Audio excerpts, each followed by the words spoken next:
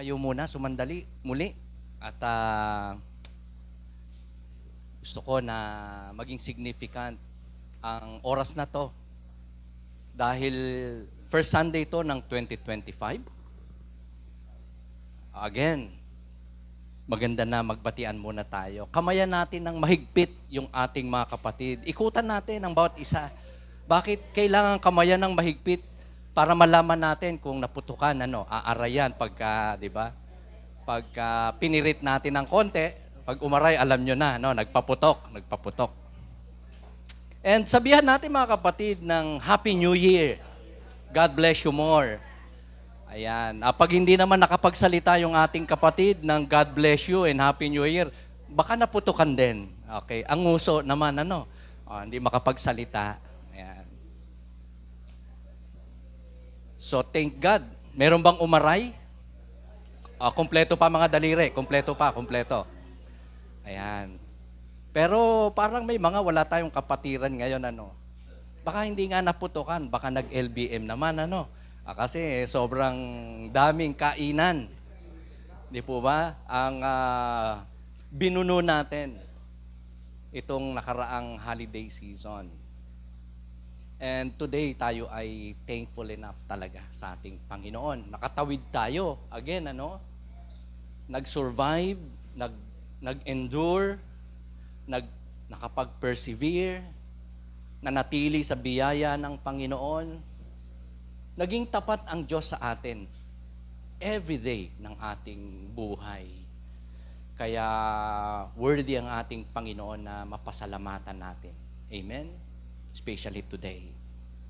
Meron ba sa atin dito ang gustong magpasalamat kay Lord? Mag-testify? Magbigay ng papuri sa Panginoon for a couple of minutes maybe? Kasi baka lahat ay gustong mag-testify. So, the rest could be able to share something. As Thanksgiving, maybe testimony. Parang biglang naging mahiyain yata tayo. Parang nagyukuan ng karamihan sa atin. Pero ayun, si Nanay. Ayan, sige. Ayan, binibigyan na tayo ng pagkakataon ni Nanay na ma-challenge, makapag-compose. Ayan, I'm sure maraming susunod kay Nanay nito.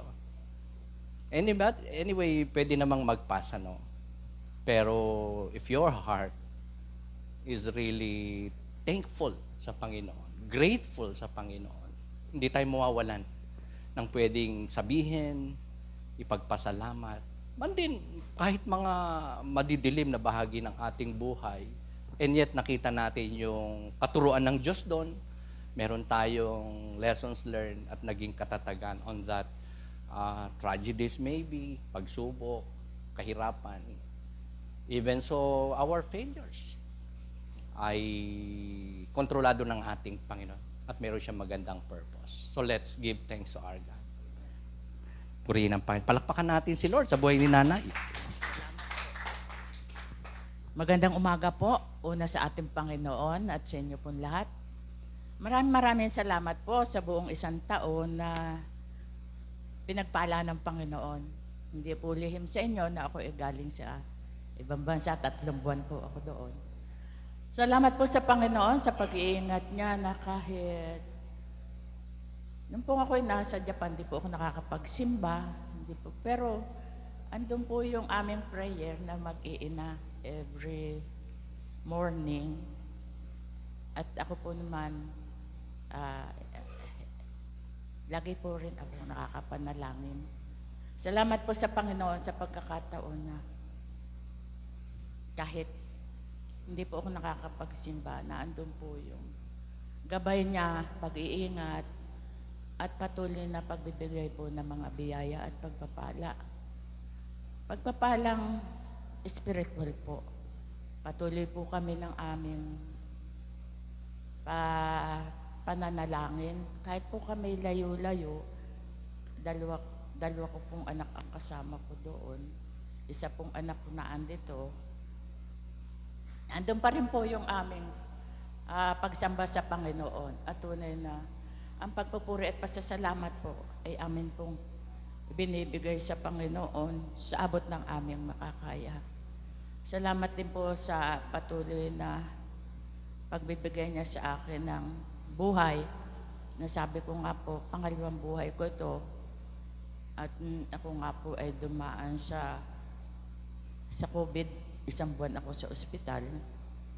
Pero biniyayaan po ako ng Panginoon na sabi ko nga po, hindi ko alam kung panaginip o totoo na binigyan niya ako ng 3 years, pero higit na po 3 years ang buhay ko ngayon.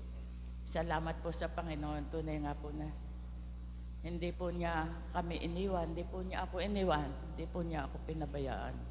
Bagaman po at hallelujah, patuloy na kami po ay minsan nagkakaroon din siyempre ng tampuhan, ng ano. Pero muli pong nabubuo ang aming pamilya sa pagkakataon na binibigay po sa amin ni Lord na ang pagbibigkis ang turo ng Panginoon ay pag-ibig. Salamat po sa Panginoon sa turo niya na Maaga po nating ginanap ang ating New Year na planning session. Supposedly, every first Sunday ng buwan. Okay, dapat ngayon ang planning session, pero minabuti nating i-advance para nga po pagpasok ng January, implementation na po tayo. So, tayo po ay bilang susog po doon sa mga plans and programs na atin pong nilatag last December 8 at pinag-pray. Last Sunday, we were able to emphasize that God's will sa atin pong mga buhay as God's church, as God's people. Isa na dyan ay, di ba, we were able to sing a song, yung CBC team song na Taking the City, Taking the Nation. At yan ay in-emphasize natin, in-exhort natin. Dahil sa kanta na yan, mga kapatid, dyan po tayo naka-anchor, dyan po ang ating direction. Ang masunod natin ang greatest mandate ng Panginoon sa ating mga buhay. We all know na tayo po ay mayroon pong sinusunod na kalooban ng Diyos. Matthew 28:18 to 20 na sinasabi ng Panginoon that we should go, i-share ang God's Word, mag-evangelize, mag-disciple, at tayo ay hindi lang sumunod kundi umasa sa pagsama ng Diyos sa ating mga buhay. Yun naman ang kanyang pangako, di ba? Sa verse 20 ng Matthew 28, sabi doon, "And surely I am with you always to the very end of the age." Kaya as long as we remain sa kalooban ng Diyos, as long as we obey Him, we serve Him, we can be sure of God's favor, God's presence, God's provision sa ating mga buhay. So yan po yung layunin ng Diyos sa ating buhay bilang iglesia. Kaya nga po ako ay as the pastor of the church ay meron pong tinanggap na mandato mula sa ating Panginoon na matupad ang kanyang kaloobang yan, na ang kanyang iglesia ay magpatuloy sa pananampalataya, maglingkod sa kanya, magpagamit sa kanya. Kaya nga po tayo ay really serious, dead serious, na hindi lang mag-preach, mag-disciple talaga ng mga mananampalataya para sa ganon may magamit ang Panginoon sa kanyang malawak na gawain. Hindi lamang sa four corner ng ating bulwagang ginagamit or in the midst of us, especially sa harvest field ng ating Panginoon, kung saan nilalayo ng Diyos na marami pa po siyang maabot. Gaya natin, mga buhay na mababago, magkakaroon ng faith sa Panginoon, iaalay ang buhay sa Panginoon, magdilingkod sa Panginoon. So, this church, God's church, tayo po, ay nilalayo ng Diyos na maging spiritual multipliers. Ang word po ni Bishop Jim dito na ginagamit niya ay duplicate ministry. Nabasa niyo po yon, narinig niyo na. Yan po ang isa niyang ikinakalat po in every churches ng CBC all over the Philippines. Duplicate ministry. Na ang ibig kong sabihin, susog po doon is that tayo po as God's church, as God's people, servants, hindi lamang dapat maging worshiper o mag-aaral ng Panginoon, kundi tayo din ay makaproduce ng kagaya natin. Mag-multiply tayo. Yung uri natin, mag-multiply. Kung tayo ay naging tunay na Kristiyano, meron din mga maging tunay na Kristiyano sa pamagitan po natin. So kaya nga po ako, hindi po ako tumitigil talaga ng pag-spot out, pag-identify ng mga tinatawag ng Diyos, nagiging member, bahagi ng ating iglesia para i-disciple, i-train. Kaya nga po, continuous yung ating training. Sa lahat ng dinadala ng Panginoon sa ating church, ito yung isang dapat nilang madaanan. Ang sila ay maturuan ng salita ng Diyos para tumatag sa pananampalataya. And time comes, they will repeat the process na magtuturo din, magiging channel din hindi lang ng blessing ni Lord, kundi sa pamamagitan mo, pamamagitan natin, meron ding mga hindi lang matuto, kundi matrain isang araw ay maging manggagawa din ng ating Panginoon. Servant ng ating Panginoon sa malawak niyang gawain.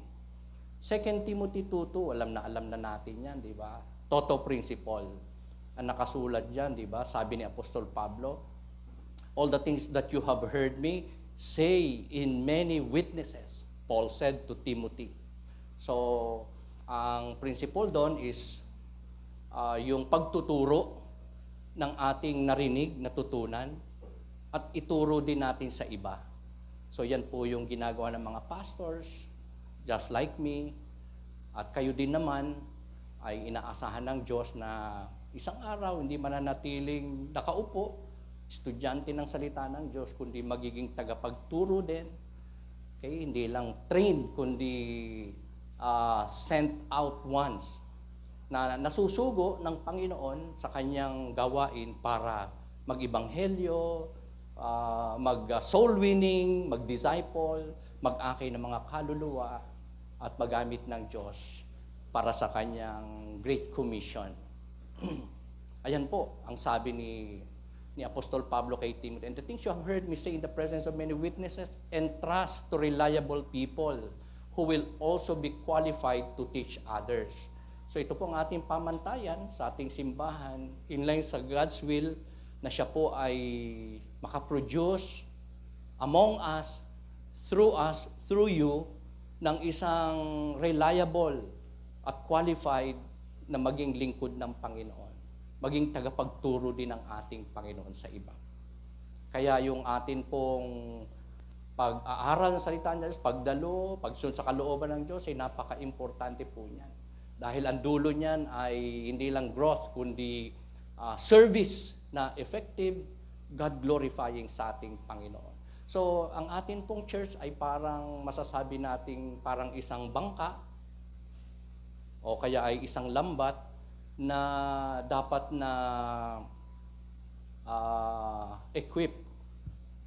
Di ba? Ang bangka, para masakyan mo, kailangan walang butas. Sasakay ka ba sa isang bangka na may butas? Although, wala namang church na perfect. May mga lahat ng churches, kahit yung pinakamalaki, pinakamalago, may weakness. Walang perfect church. Pero, it is our duty na pagtulong-tulungan ng atin pong bangka, ang ating church, ay maging isang napaka-effective na di lang parang sasakyan, kundi lambat, na kapag ka pinasok ng isda, ay mahuhuli siya, hindi makakawala kasi walang butas. So, we could, of course, we cannot make it perfect, pero somehow, we could minimize yung parang pagiging inactive o kaya hindi na pagdalo uli ng mga bisita natin, attenders natin, o backsliding somehow ng ating mga members by pag-aalaga sa kanila, by the word, pagpipray, pag-nunori sa kanila. So parang lambat na takpan natin yung mga butas na alam nating nagiging dahilan para makawala ang isda. Ayan. Yung assimilation, Ayan, i-improve natin yung ating evangelism, yung ating follow-ups, even yung preaching. Ayan, pangarap ko talaga na makapag-preach ng 45 minutes lagi para hindi kayo antukin, makatulog, para hindi po tayo mabore o kaya ay so we're looking at any possibilities in line with God's will na para ang atin pong church, kumbaga sa bangka, di ba? Worthy na sakyan, parang lambat na walang butas, na if not all, marami ang hindi po mawawala, kundi magpapatuloy sa Panginoon. So, we should be a church na so assimilating, accommodating, loving people of God. Na yun yung maramdaman ng mga dinadala ng Panginoon sa ating kalagitnaan, that we love them, that they are important, na sila ay sino man sila, anumang kalagayan sa buhay, mahal sila ng Panginoon. That is why we minister to them. Sa abot ng ating makakaya, nagtutulungan tayo. Sa praise and worship, nilayon din natin, no? Naglatag po kami ng ilang mga improvements. Ang husay ng atin pong music team, talagang take God sa kanilang buhay, blessing po sila sa atin ng Panginoon. Pero meron pa rin tayo talagang i-improve para lalong mag-glorify si Lord. At ang mga kapatiran ay ma-empowered, ma-nourish, ma-disciple, tumatag, lumakas, at makarating sa level na nais ng Diyos na marating, para maging, all the more, maging hindi lang pleasing, kundi kagamit-gamit sa gawain ng Panginoon. We also plan to improve our ministry of giving sa pag-exhort natin, sa pagtuturo natin ng giving. Diba? Tayo yung hindi lang unang naniniwala, kundi willing na makasunod sa kaloobang ito ng Panginoon. Because we must remember, parang ang church ay parang sasakyan na pag walang gasolina, hindi talaga makakalayo. Amen? We all know na ang church natin may mga operational expenses. At yan ay nakadepende sa pagsunod natin bilang church ng Panginoon sa kanyang kalooban. To give back to Him what He requires. Yung bahagi niya lang naman ang anyway, hinihingi niya sa atin. Hindi naman yung 90%, hindi naman yung 100%, kundi 10% sa Old Testament paradigm. Pero sa New Testament, di ba, nabago yan, cheerful giving, na akala ng marami, kung ano lang yung gusto mong ibigay. Di ba? Pero we know na ang giving sa Panginoon, saan man ibase, Old Testament, New Testament, hindi po yan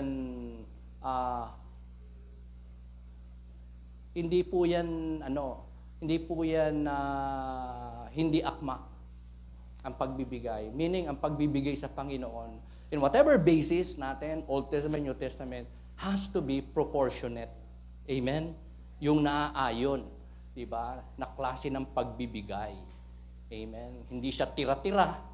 Hindi siya least priority na ministry. Sapagkat ang binibigay natin ay sa Panginoon. Kaya nga, kapag hindi natin nabibigay na yung kalooban ng Diyos in this area, ninanakawan natin ng Panginoon ayon sa Malakias 3:10. Amen? 9-10. So, ito po yung isa sa mga pinag-pray natin, nilalayo nating ma-improve sa ating kalagitnaan. Dahil marami po tayong binabayaran, di ba? Meron tayong mga gustong mabili, may gusto tayong maging project, ma-accomplish, ma-acquire. Ayan. Ito lang, kamakailan, di ba? Parang it is a must na makabili na tayo ng brand new na mga speakers. Yan po yung ating needs nowadays. Additional laptop. Dahil kailangan dalawa yung ating ginagamit. Tapos meron tayong outreach sa Canyon Ranch na nangangailangan din ng laptop. So, ito yung mga projects natin. Kung saan ang pagmumulan ay ang ating katapatan sa Panginoon. Ang pag-i-improve natin ng ating duty towards our God to give to Him what He requires. Kung ano yung kalooban niya, kung ano yung kanya, ibigay lang natin. Are you with me? Dahil with that, nasusunod natin ang kalooban ng ating Panginoon. Ito, matagal na natin itong project. Okay, sa ngayon po, nagtaas na po tayo dito ng renta kasi pinaganda to. So, worth it naman. Diba? At napaka affordable naman para sa atin. Dahil presyong kapatid na kapatid talaga. But then, iba pa rin yung meron tayong sariling lote at building. Amen po ba? Kaya meron tayong block project. Building and lot owned by the church. Block. These days, dahil dito po tayo dinala ni Lord, most of our members nanggagaling sa malayo. May need din tayo ng sasakyan. Thank God na lang na may mga kapatirang tayong nagpapagamit ng kanilang sasakyan. Ayun, nagpo-provide ng sasakyan. Pero iba pa rin yung meron tayong sarili. Amen? Na talagang ministry para sa atin at sa iba na makarating po dito sa ating medyo hindi madaling puntahan na venue as of now, church vehicle.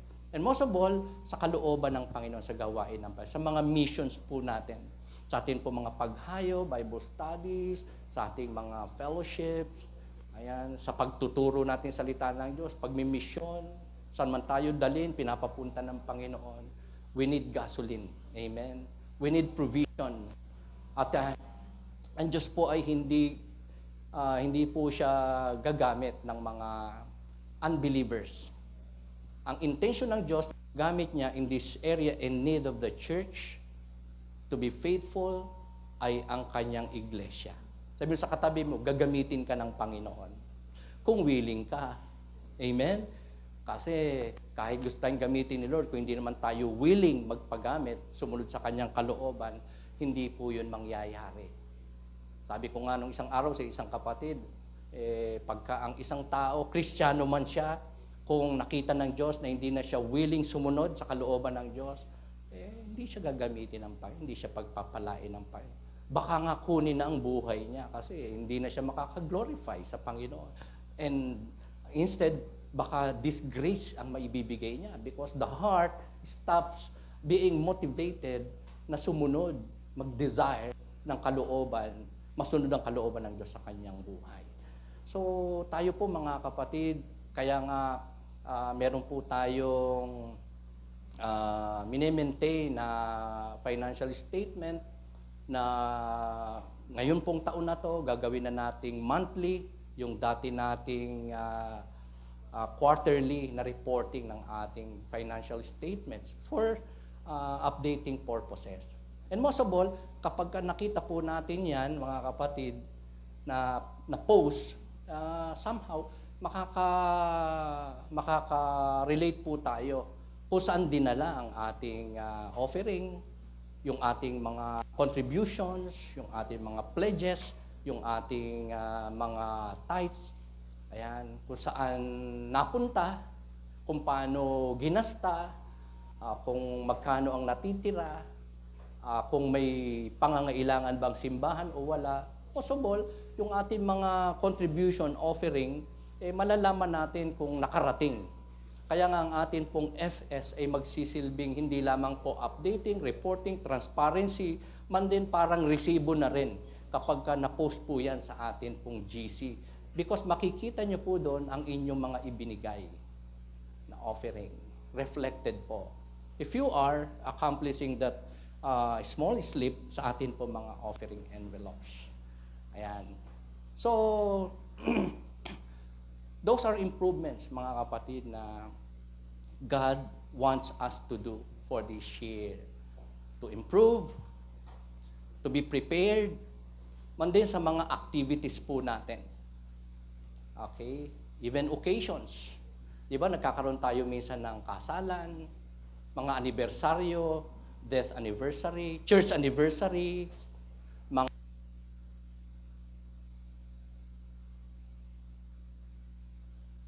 mga birthdays. Ayan. Even funeral service, kamakailan, di ba? May namatay na naman tayong kapatid.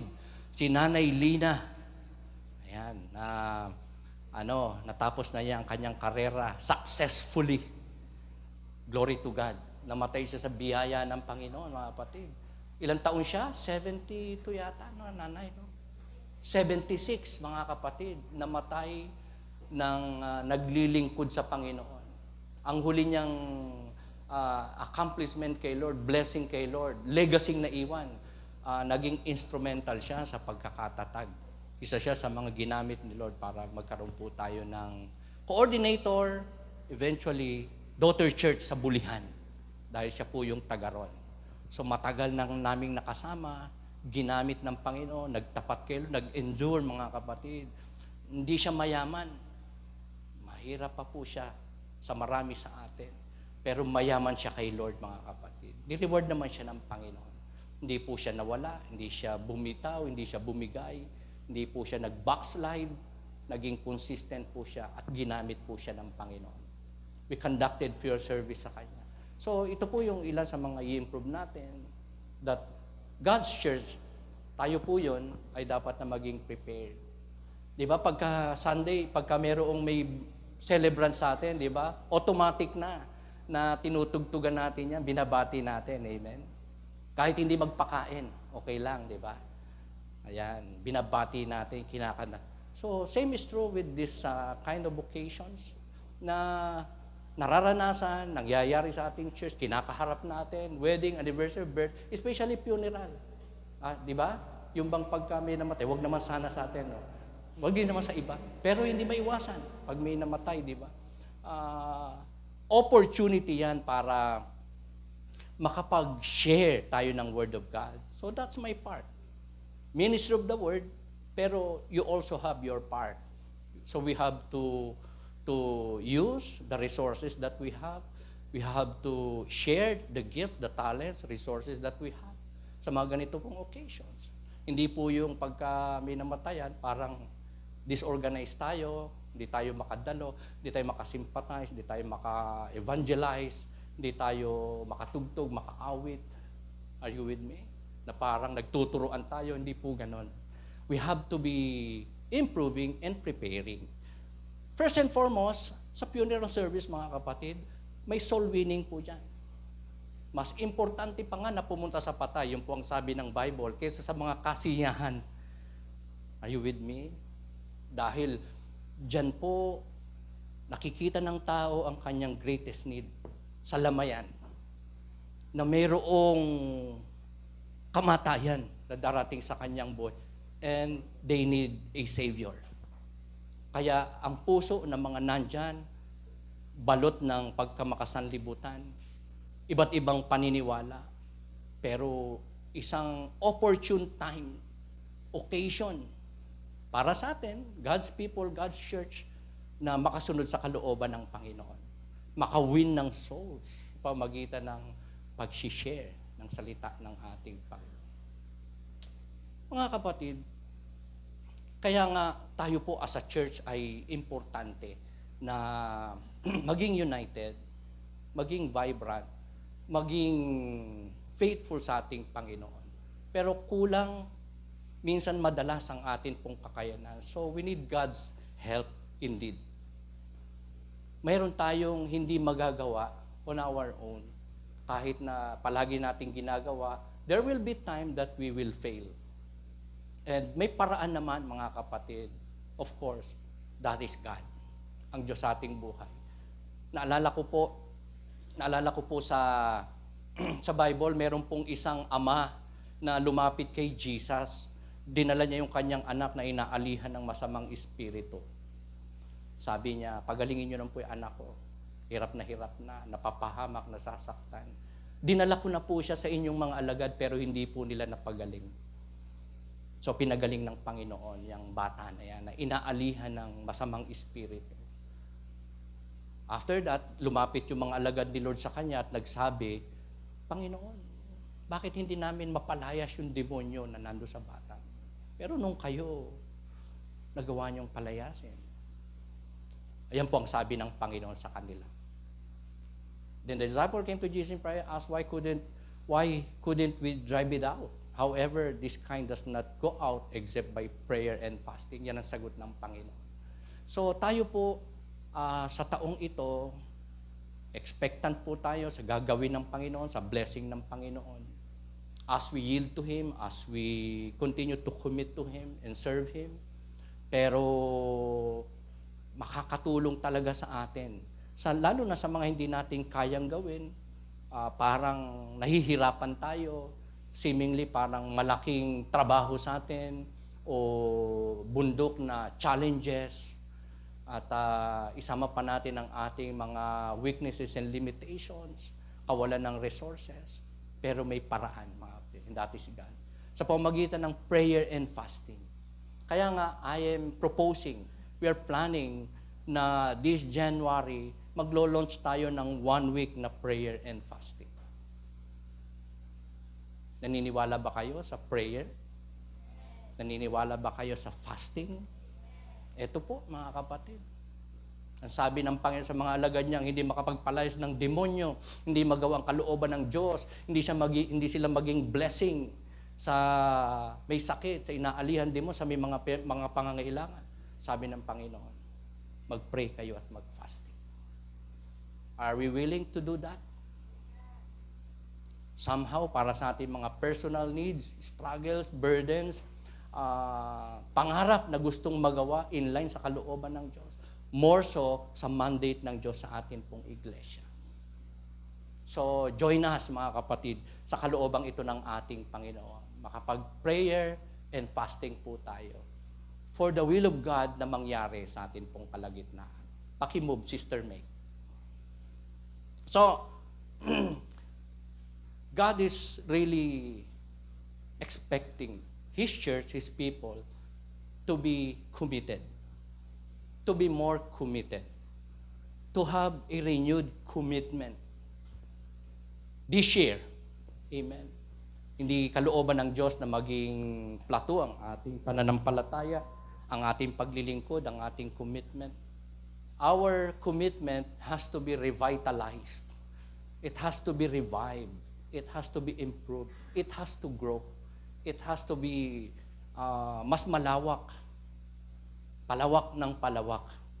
Are you with me? Hindi pa decline. Hindi pa lamig, kundi painit ng painit.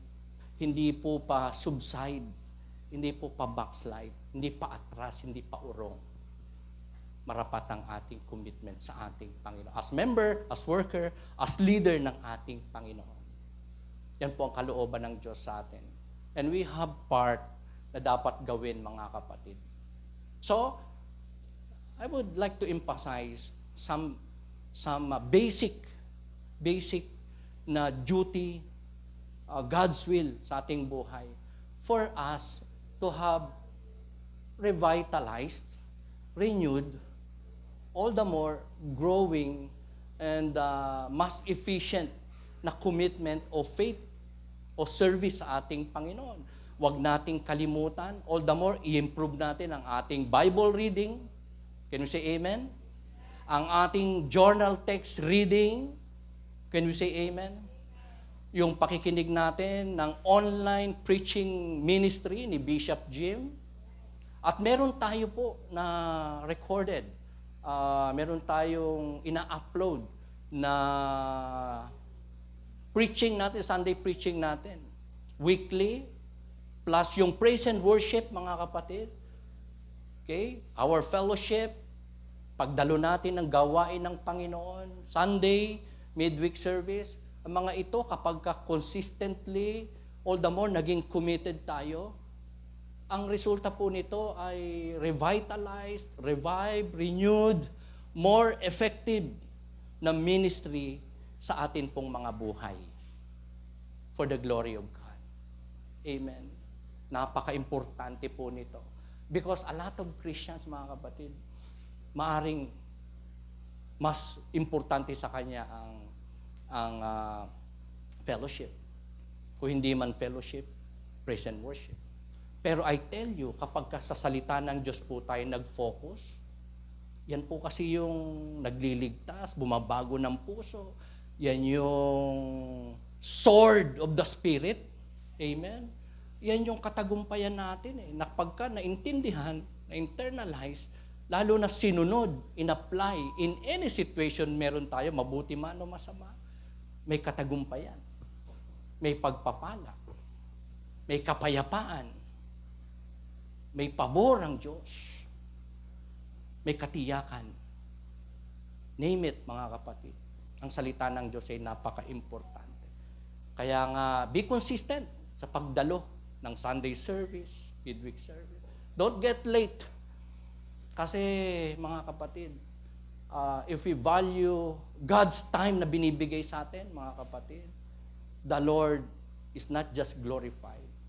The Lord will surely bless us if we bless Him by our time, resources, ng ating mga kaloob, ng ating pong buhay.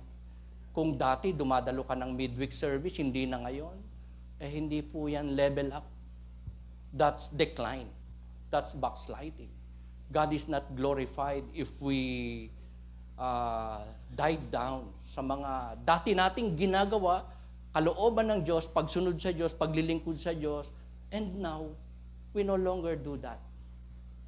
We must be reviving, amen, sa kalooban ng ating, first and foremost, tayo kasi yung pagpapalain ng ating Panginoon sa ating pagsunod sa Kanyang kalooban. It is an investment in this world na may eternal dividends. Hindi lamang pagpapala in this life. Are you with me? Kundi pagpapala, time comes sa bosom ng ating Panginoon. God's reward is with Him.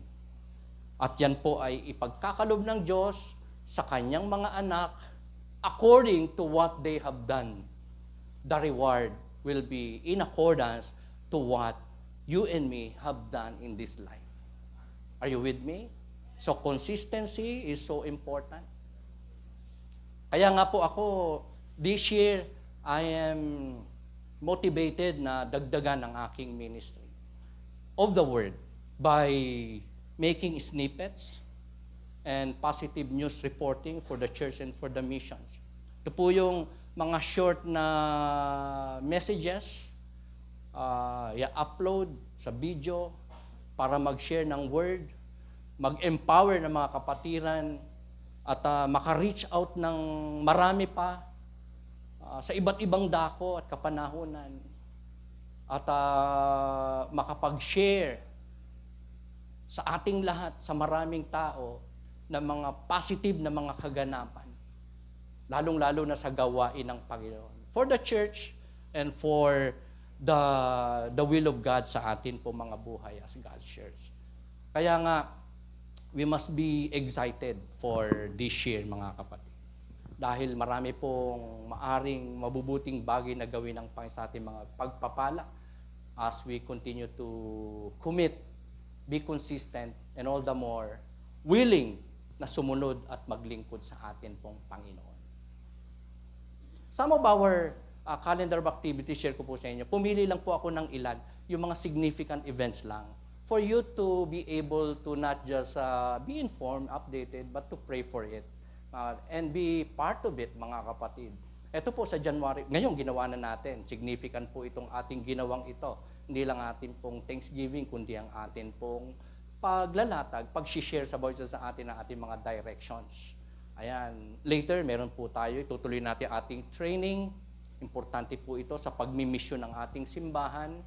Equipping po ito, T1 and EBS2. January 7, may preparation po tayo para sa ating camp ministry.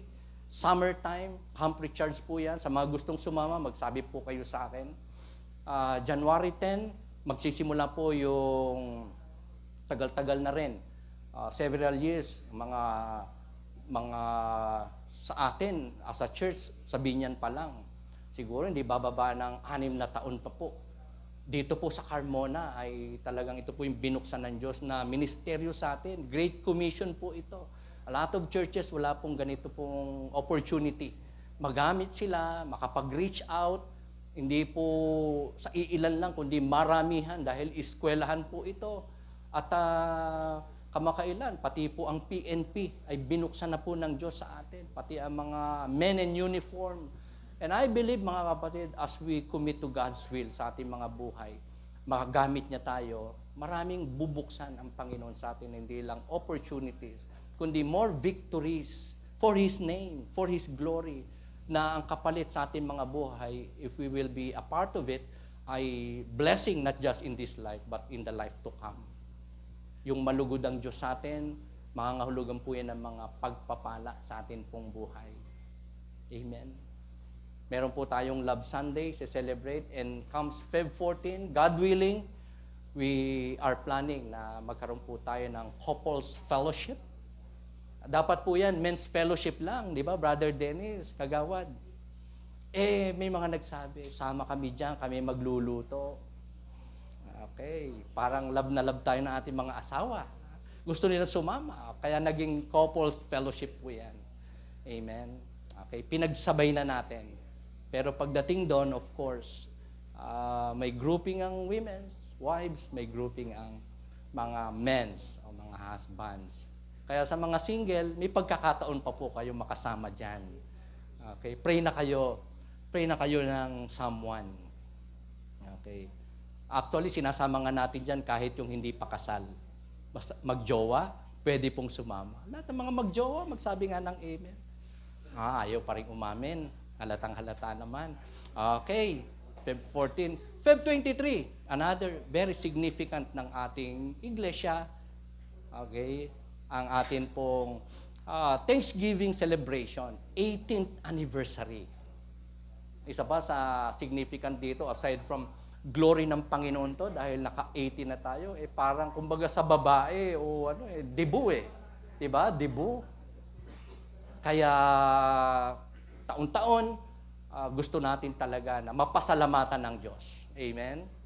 Sa ating buhay bilang iglesia ng Panginoon. Because iglesia niya to, siya ang ating tunay na pastor. Sa biyaya lang niya tayo nakakapagpatuloy at pinagpala at nananatili na bahagi ng kanyang katawan in this world. Amen? God's church, God's people, and that is you and me. Palakpakan naman natin ang Panginoon, mga kapatid. So, ang pinakamalaking privilege and opportunity ng Diyos sa atin, mga kapatid, magamit niya tayo ng malakasan sa buhay ng iba. Makapag-share tayo ng Word of God, mga kapatid. May mga evangelize. Kung hindi man makakilala outright sa Panginoon, somehow matataniman natin ng seed, Word of God sa puso. Sino po sa atin ang hindi naman agad nagsimba, hindi agad nag-commit kay Lord, after niya na makilala si Lord, mapakinggan niya ang salita ng Diyos? I, for one, ay 1-2 beses lang naka-attend ng gawain nung ako ay 16 o 17 years old, first time. Pero naintindihan ko talagang salita ng Diyos by the Holy Spirit. Tumanim sa aking puso. Si Jesus ay tagapagligtas. Ang sinong tumanggap sa Kanya, hindi mapunta sa impyerno. Tumanim po yun. Yung gawain ng Panginoon, tumanim po. Pero hindi po ako nagsimba agad. After 7 years pa, parang si Brother Dennis, marami mo nang ginawa na gusto ng sarili lang. Ayun, mga makasanlibutang gawain, ganun po. Pero yung binhi na yun na natanim, di ba? Isang araw po nag-sprout. Buhay siya yung salita ng Diyos. Makapangyarihan. Yun yung nagdala sa atin para magbalik loob sa Diyos. Sumunod sa Diyos, maglingkod sa Panginoon. Kaya yung salita ng Diyos na atin pong isinishare sa Facebook, ituturo natin sa mga school, isishare natin sa ating mga kapitbahay o kanino man, ite-text, ite-chat. Powerful po yung word na yun, na kahit hindi sila mag-respond sa ating imbitasyon, as long pinakinggan nila, inunawa nila, isinapuso, isang araw, may mangyayari. May mangyayari sa buhay nila. Amen. At ikaw naman, nagpagamit kay Lord, hindi ka mawawalan. Sabi mo sa katabi mo, hindi ka mawawalan. Basta sumunod lang sa kalooban ng Panginoon. Amen. So, gusto natin mga kapatid today na i-honor ang bawat isa for the glory of God. We thank God sa nagdaang taon, mga taon ng ating buhay. Marami sa atin nag-share ng mga alaala ng kabutihan ng Diyos kahit nung maliit pa, nung dalaga pa, nung mga 20 years ago pa, no? Most of all, itong last 2024. So, thank you dahil lahat tayo pinagpala ng ating Panginoon, mga kapatid. Pero as we embark, mga kapatid, on this new year, na alam natin na ang Diyos may nilalayong maganap sa ating mga buhay, meron tayong magawa, ina-expect ng Diyos. So, we must continue supporting our church. Each one, everybody, lalong-lalo na po mga kapatid, ang mga manggagawa ng ating Panginoon. Dito po sa binuksan ng Diyos na offensive ministry natin, moral recovery program, values education class, hindi lang sa iisa, kundi sa mga campuses, sa Carmona, sa Binyan. Ayan. So, thank God, meron po tayong mga volunteer teachers. So, let's continue to pray for them, support them. Pwede ko bang makita ang kamay ng mga volunteer teachers natin? Pwede bang pakita ang kamay? Ayan. Yan, andyan po sila. Ayan. Pwede ba kayo ma-invite dito sa unahan, mga kapatid? Okay. Deaconess, mga diakonesa natin, Deaconess Gigi, Deaconess Badet, Deaconess Resty, sino pa ba? Deacon Bibid. Okay. Kasama natin si Sister Carmela, si Joseph, kasama natin. Sino pa ba? Yung mga nag-commit previously, nag-commit ngayon. Ayan. So, 1, 2, 3, 4, 5. Si Brother Joseph, okay, nag-commit din siya. Can you come over? Okay. Parang gusto mo pa yata umatras. Ayan. Tinanggap na po niya yung schedule niya. Section DASA. Dito po sa Angelo Lebardo Loyola Senior High School na magsisimula po yung ating ministeryo once again, mga kapatid, this coming Friday. Ayan. Yung ibang grupo magsisimula na bukas. Alam niyo po, yan ang isang blessing na ginawa ng Diyos sa ating buhay, mga kapatid. That in this city, mga kapatid, sa pamamagitan po natin, marami po ang gagamitin ng Panginoon ng mga churches, pastors. Ayan. So, na-adapt po ang moral recovery program, ang values education class ng Carmona City sa pamagitan po natin, mga kapatid. And this is really a great blessing sa atin, pagkatiwalaan ng Diyos na magamit niya tayo sa soul winning, sa discipleship, sa pagpropagate ng salita ng Diyos na makapangyarihan. Dati, nagsasaturation drive tayo, 1, 2, 3 sa isang araw na makakausap, masisiran. Tuwang-tuwa na tayo. Pero eto na po, mga kapatid, multitudes po ang ating mababahagyan sa. Kumbaga sa baril na gamit natin ngayon, higit pa sa disabog. Di ba? Higit pa sa disabog. Ang disabog siguro mga hanggang 10, 15 lang pwedeng tamaan pag pinutok mo sa karamihan Di ba? Ito mga kapatid, in one section, more or less 40 souls ang mai-evangelize natin. If not, matataniman natin ang salita ng Diyos na bumabago ng puso, nagliligtas ng kaluluwa. Amen? So, bless ang ating church. So, thank God for these people na willing iwan ang comfort zones, i-overcome ang takot, ang pag-aalangan, at panaigin ng talino sa kalooban ng Diyos na tayo po ay mga missionaries ng Panginoon. Tayo po ay mga harvesters ng ating Panginoon. Na tayo po ay mga hindi lang fond of Shumart, SM, kundi tayo po ay mga spiritual multipliers. Ito po, mga kapatid, ang mga kapatid nating magsisilbi pong spiritual multipliers. Because of pag-share ng gospel, somehow we believe may elect ang Panginoon dyan. May anak ang Diyos dyan sa mabahagi na natin at magiging kagaya natin sila time comes. And they will just repeat the process of God. Kung sila ay talagang pinili, tinawag, at magtatapat sa ating Panginoon. Toto principle. Pwede ba tayong tumayo, mga kapatid? Pwede ba tayong manalangin sa ating Panginoon? Join me in this prayer. Ang pasasalamat at paghinging muli ng kanyang habag at biyaya sa ating mga buhay as God's church. On this year, lalong-lalo na sa greatest mandate ng Panginoon sa atin as His church. Somehow, hindi namin kayo makasama sa campus as of now because of trabaho siguro, unavailabilities, or hindi pa tayo equipped, hindi pa tayo convinced. Pero in some other area, we can contribute. Prayer support, moral support, financial support. Meron po tayong pwedeng magawa, mga kapatid. May contribute. So, one of it, the most important thing is prayer, mga kapatid. Makalapit tayo kay Lord para makahingi po tayo ng patuloy niyang habag at biyaya sa buhay ng bawat isa sa atin, especially sa Great Commission ng Panginoon sa atin pong iglesia.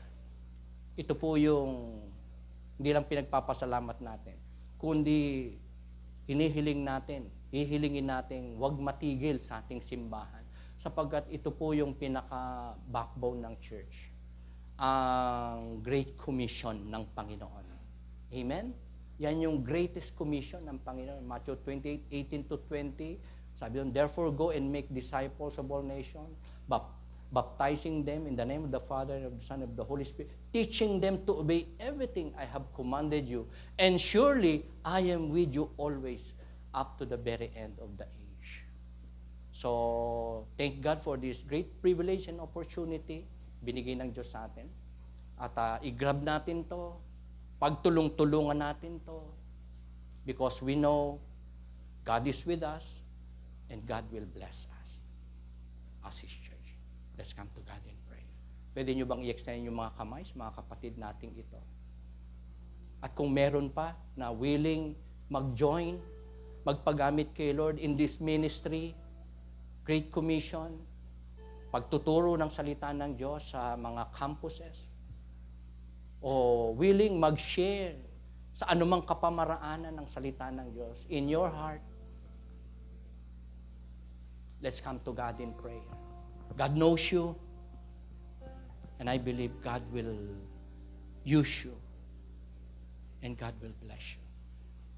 Let's come to Him, source of every good things. Hallelujah, hallelujah. Panginoon, narito kami, nagpupuri at nagpapasalamat sa inyo pong kabutihan at katapatan sa aming mga buhay.